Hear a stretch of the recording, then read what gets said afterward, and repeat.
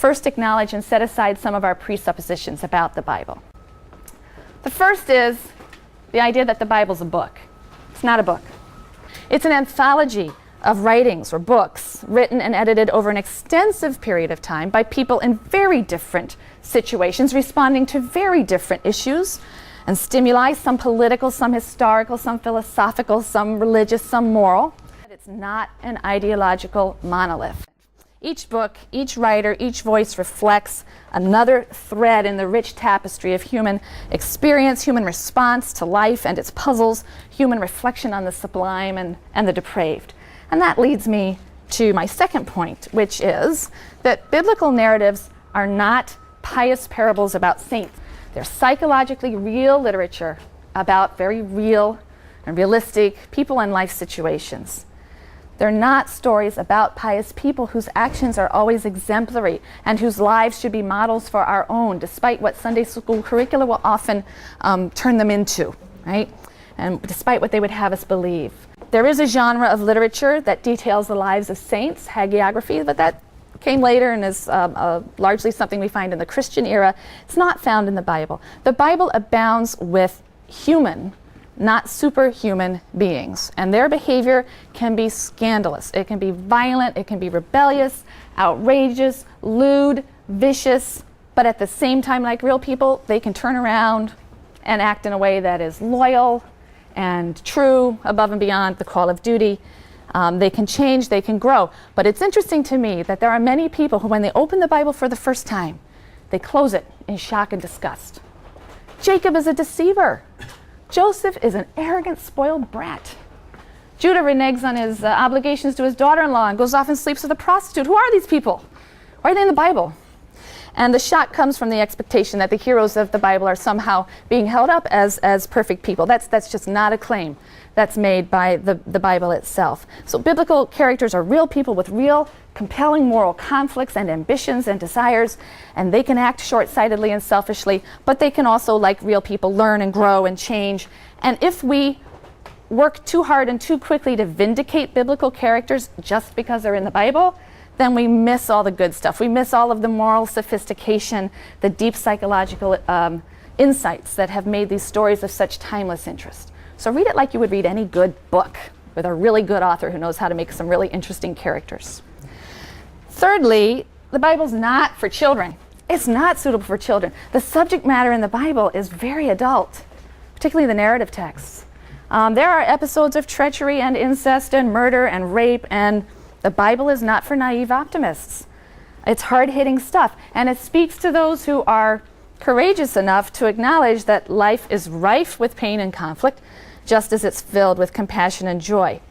It's not for children in another sense. Like any literary masterpiece, the Bible is characterized by a sophistication of structure and style and an artistry of theme and metaphor, and believe me, that's lost on adult readers quite often. It makes its readers work. The Bible doesn't moralize, or rarely moralizes. It explores moral issues and situations, puts people in moral issues and situations. The conclusions have to be drawn by the reader. There are also all kinds of paradoxes and subtle puns and ironies. The fourth myth: the Bible is not a book of theology. It's not a catechism or a book of systematic theology. It's not a manual of religion, despite the fact that at a much later time, very complex systems of theology are going to be spun from particular interpretations of biblical passages. You know, there's nothing in the Bible that really corresponds to prevailing modern Western notions of religion, what we call religion.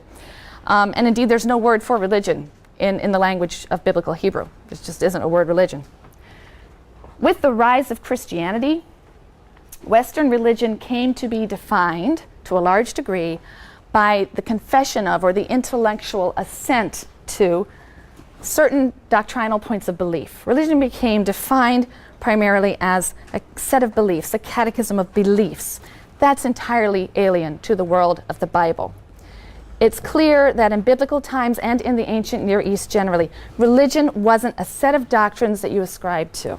To become an Israelite, you simply joined the Israelite community. You lived in Israelite life, you died in Israelite death, you obeyed Israelite law and custom, you revered Israelite lore, You entered into the historical community of Israel by accepting that their fate and yours should be the same. It was sort of a process of naturalization, what we think of today as naturalization.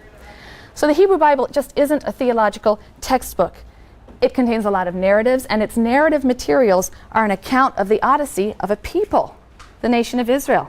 They're not an account of the divine, which is what theology means, an account of the divine.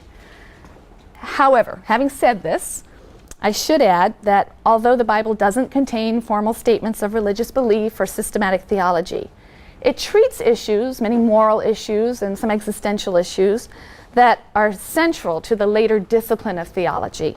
But it treats them very differently. Its treatment of these issues is indirect, it's implicit. It uses the language of story and song and poetry and paradox and metaphor. It uses a language and a style that's very far from the language and style of later philosophy and abstract theology. Finally, I would point out that the Bible was formulated and assembled and edited and modified and censored and transmitted, first orally and then in writing, by human beings. The Bible itself doesn't claim to have been written by God. That belief is a religious doctrine of a much later age, and even then one wonders how literally it was meant. It's interesting to go back and look at some of the earliest claims about the origin of the biblical text. Similarly, the so-called 5 books of Moses, Genesis, Exodus, Leviticus, Numbers, Deuteronomy, the first 5 books we call the Pentateuch of Moses, nowhere claim to have been written in their entirety by Moses. That's not something they say themselves.